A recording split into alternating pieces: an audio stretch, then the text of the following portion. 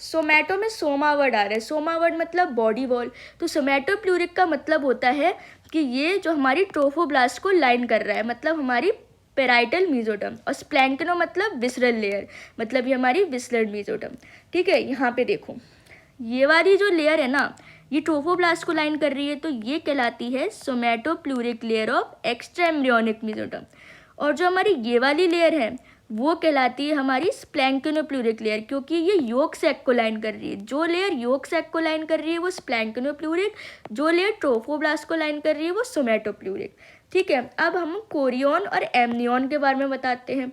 Korean होती है ये स्ट्रक्चर। तो पहले देखो इस स्ट्रक्चर में ट्रोफोब्लास्ट है ना, सोमैटोप्लूरिक मेम्ब्रेन है वो है। तो कोरियन किस किस से बना है, ट्रोफोब्लास्ट से, सोमैटोप्लूरिक लेयर से। ठीक है, अब एमनियन देखते हैं। एमनियन ये स्ट्रक्चर है, तो ये किस किस से बना है, सोमैटोप्लूरिक लेयर से और एमनियोजेनिक सेल से।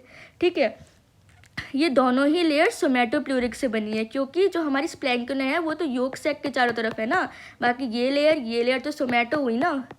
ठीक है, अब यही बात हो गई हमारी कोरियन और एमनियन वाली। अब हम आते हैं हमारे लास्ट हेडिंग पे, जो कि है formation of prechordal plate.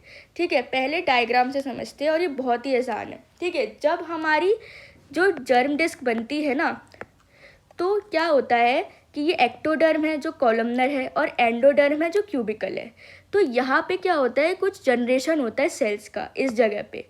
ठीक है, जिस जगह पे ये हो रहा है वहाँ पे ना सेल्स कॉलमनर हो जाती हैं। ठीक है, उसको हम बोलते हैं प्री कॉर्डल प्लेट। इजी, यहाँ पे देखो ये जो है ये एक्टोडर्म है, ये एंडोडर्म है, यहाँ पे कुछ सेल्स हो गई हमारी कॉलमनर, जिसे हम बोले प्री कॉर्डल प्लेट।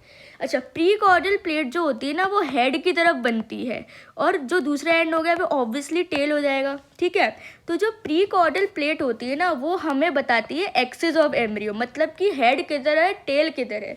ठीक है, हेड की तरफ हमारी कॉलमनर सेल्स होंगी, याद रखना हमारी प्री कॉर्डल प्लेट होती है हेड की तरफ, सिर की तरफ होती है।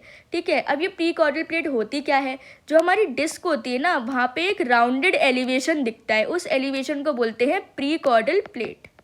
ठीक है, rounded area is known as prechordal plate. ठीक है, ये हेड और टेल के बारे में बताती है। देखो यहाँ पे देखो ये एक्टोडर्म है, ये एंडोडर्म है, कुबॉइडल सेल्स है।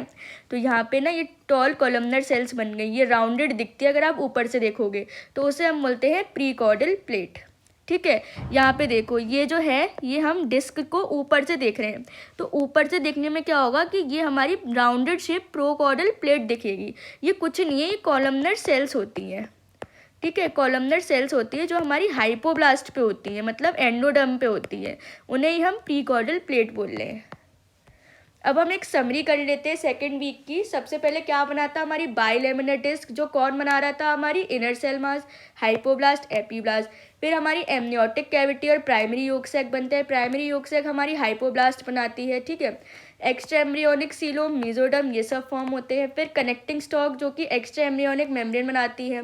फिर एमनियन बन जाता है, कोरियन बन जाता है, और लास्ट में क्या बनता है, प्री कॉर्डल प्लेट, जो क्या होती है, हमारी कॉलमनर सेल्स होती है, जो यहाँ पे बन जाती है। कॉलमनर सेल्स होती हैं, उन्हें हम बोलते हैं prechordal plate. Thank you.